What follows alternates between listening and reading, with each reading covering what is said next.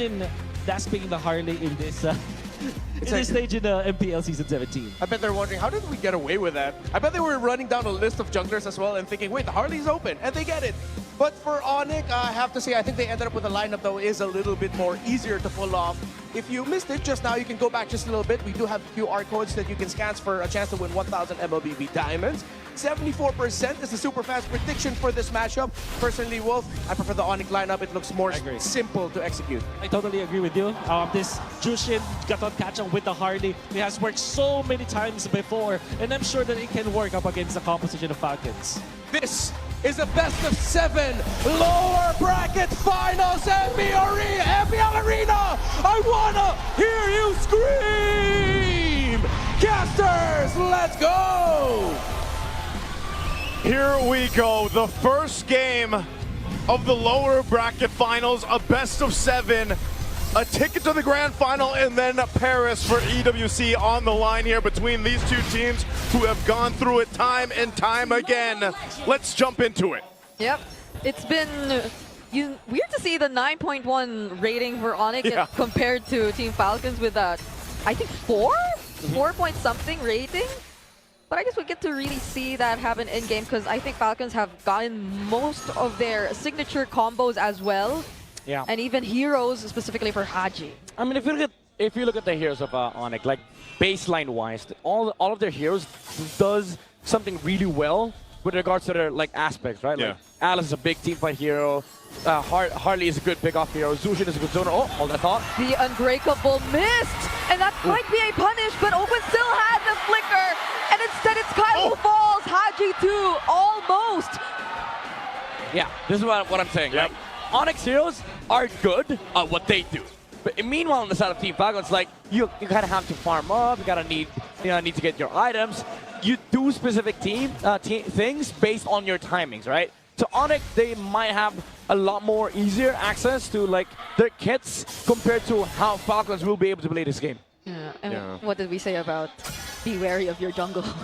ONIC, after what happened in that first sequence, seem to have a much easier time now, just going for these annoying plays up against Team Falcons, but Kyle might fight one here in mid. Super Friends will be okay though, had to use the Purify just to keep himself safe, however. Yep, this is one of the things though too, is I am also going to share the sentiment with the on-ground panel, Renmar and Wolf, where it's like, wow, we're in a weird world where Harley's last pick comes through. You get a first blood on King Kong. You've got control of the objective now, this turtle. Does Falcons want to fight this out? Kyle's not level 4 yet too. He does hit it now.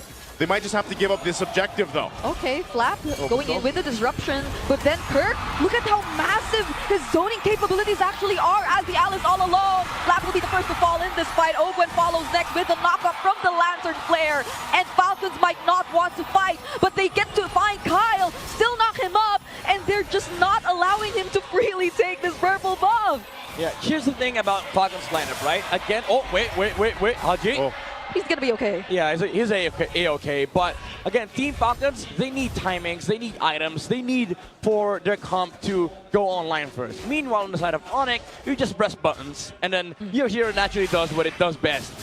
King Kong with the damage on the Harley, and then this Alice is sort of immortal, especially considering the fact that Falcons have no damage in the early game to take him down. So I feel like this Red 4 Alice pick from ONIC was so damn genius, especially when they banned the carry Uranus. Basically, there was one immortal hero left in this game, and they picked it up. Yeah, they're able to grab it, they secure it. This enables them to have a really good team fight too, and I feel like that's a bit of what I'm worried for Team Falcons here. Just also the way the nature of that start went for King Kong, because you know when you look at Team Falcons lineup, especially with the Clay on their side, they're looking to go ahead and just get one of those pickoffs if they can.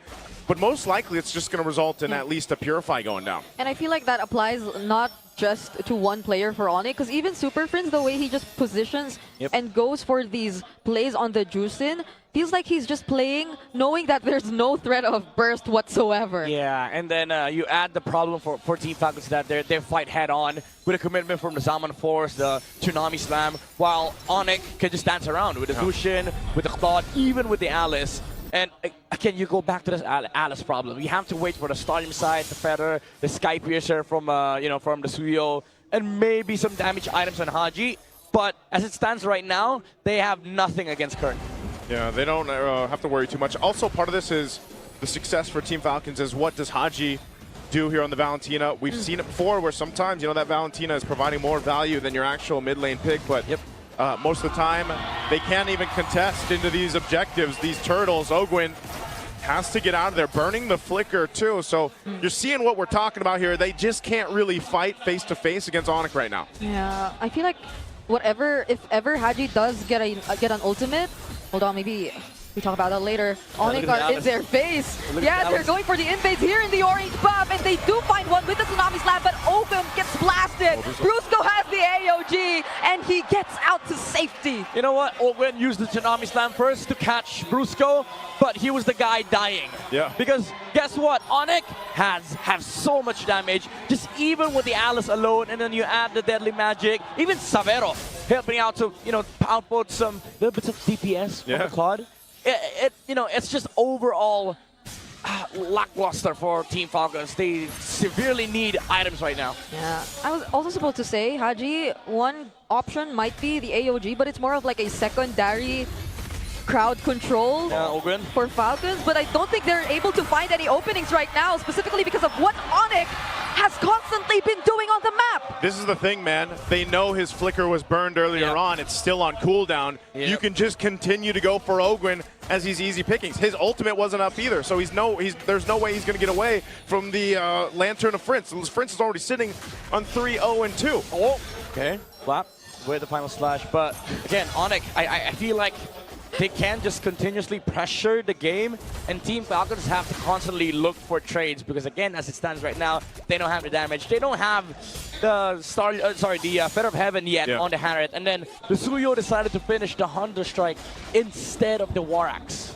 That's the crazy thing too. Savero just quite a bit ahead, 1,000 gold against Super Marco, and you know, with the Claude here, you know that he's building up as fast as he can to that Trinity in terms of items, and then he's already going to be valuable. Well, like Brigitte mentioned, he's already pumping out a little bit of damage in some of these team fights, especially with the way the positioning has been. Yeah. Team Falcons, I don't know if this is, I think they just want to give this one up. They always want to go for Ogwin, and now he used the flicker. Slap responds with a final slash, but will there be a follow-up? He gets bursted down instead. Fortunately, had the flicker, and Falcons are now struggling to get into position. How do you find your entries up against this lineup? Super Marco using the Zaman Force, but will it be enough? ONIC are still going to go for it. They're prepared to fight post-objective. Kyle has nowhere to go.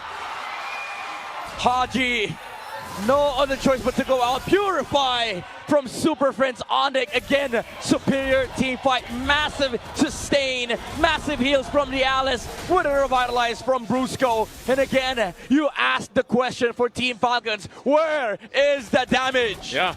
Man, Super Prince just wanted to go ahead and purify just because, you know, he's been having a hell of a game. He's been controlling a lot of these fights, a lot of these paces, just because of the beacon that comes with the Jushin, the Lantern that you can keep dragging Falcons to the fight, to their death. Yeah, and Kirk with a trigger as well, very quick on a Throne of Ruin when Flap trying to enter with a Vengeance. He did land the final slash, however, but there was no follow-up from Team Falcons because if they went in, they would have been stunned by the Alice, and it allowed Brusco and Savero to just peel for the Alice and the Harley while King Kong was focusing on the Turtle. And then when they saw the Zaman Force, you saw the commitment as well from ONIC. They were like, oh, wait, Falcons is fighting? Let's fight! Yeah, and even when that was happening, right, Falcons were also behind in terms of levels between their junglers, so it also would have been that great of a situation to be in. That's why I'm saying, even before that fight broke out, I'm like, I don't know if Team Falcons wants to fight this. I don't even know if they want to be near the Turtle. Exactly. It's the same scenario as their game against Omega yesterday. Like, just look for trades. But Falcons, they're forcing a lot of things right now. And then again, you see this Alice very immortalized in a team fight. And then you add the sustain from the Revitalize as well. King Kong. Oh, AOG. They finally catch Super Marco. Savero. But Savero will be the one in charge of the back lines. Super Marco. Oh my goodness. That was a cutoff right there. That's the real cool and beast moves that we're seeing from ONIC. Yeah, it's a good map play from ONIC Philippines. They cut off the exit from Team Falcons because they know they have so much layers of engage. You have the Alice, you have the jump from the Gatot Kacha, and you have the mobility from the Harley and the Claude. Wherever Falcons is, they're gonna walk by if you're ONIC. Oh man, Lord security for ONIC. They've controlled pretty much the game from the start. Prince just getting the Sky Piercer now. He's built up pretty solid, just statistically damage-wise, and he's a big threat on why I'm saying Team Falcons. How do they follow through in these team fights? Yeah, and let me pose another problem for you, ladies and gentlemen. There's a Sky Piercer on the Zushin. So again, Team Falcons, even though they have some scaling on their side, we're way past that point because ONIC Philippines, they have all the time in the world to scale up on Savero. This is why I felt something different about that player entrance and him not wearing glasses. There was something. It was the aura. You could feel the aura. Oh, yeah, that's aura! Kirk goes in with a Throne of Ruin, his follow-up AOG! It's a almost wipeout for Team Falcons, and it all just happened in the blink of an eye! Oh man, in that situation, you almost think, man, Falcons just go to the next game. Yeah, I mean, they're not allowed to. The concede button, you cannot press in tournaments, but it feels like Falcons is looking for that button because look, you saw that combo, right? Falcons tried to go soar to the skies, but the Bruiser, he was like, let me chase you down. Oh man, he had, like, Kirk as well. You've been talking about Kirk in this Throne of Ruin from the Alice, man. Brusco. Okay, Brusco will get traded here. Falcons finally find at least one kill on the board. Okay, they've got plenty of work to go from here. They have so many miles to cover. Look at this setup between the turrets. That Throne of Ruin into the AOG was just chef's kiss. Looked perfect from ONIC. How do you soar from this when the Gatot Kacha can chase you down and ground your flight? The combo, the layering as well, the communication from ONIC. I'm pretty sure they were counting down to the seconds of that fight because they went in at the same time. Gatot Kacha needs a Superman skin or something, man. I don't know. Like this, I mean, or a nicer skin. That too. Like, what are Falcons to Gatot Kacha, right? This dude's an avatar, basically, a god. And I mean, the point is, there's too much to deal with it for Team Falcons. There's no way to get around it. And win a crown for Savero, just to make it even worse. The ultimate endgame item. We've seen this Claude for 4 days now. When he has that winner crown, he becomes another layer of engage. It doesn't feel like it's a marksman. It's actually a team fight starter. And if you look at ONIC, now 5 of them can start a fight.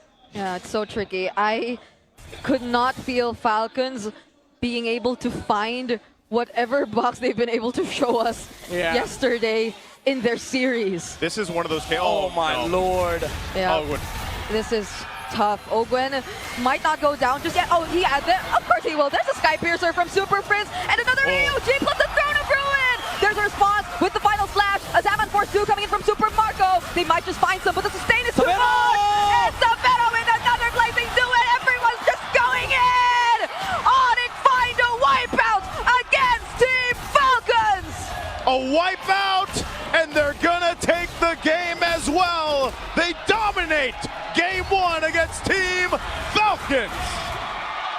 The Super Family with a super gameplay.